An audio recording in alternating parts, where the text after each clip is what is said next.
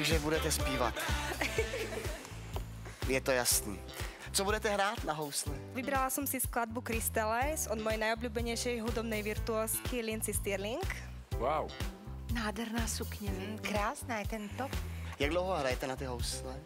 Hrám už od malička, ale tak začala som tak poriadne cvičiť asi pred 3 rokmi. Tak poďme si vypočuť vašu interpretáciu.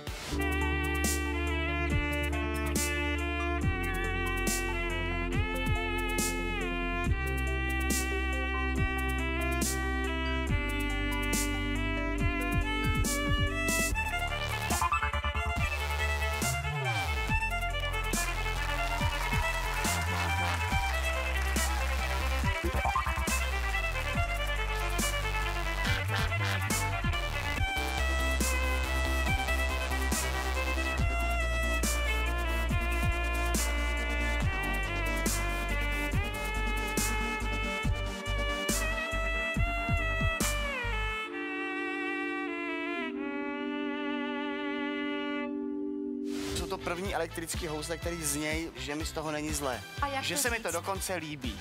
Tak jako působíte tak nenápadně sexy. Hodnotil bych. Tak? 3, 2, 1. Ano! Postupuješ. Ďakujeme.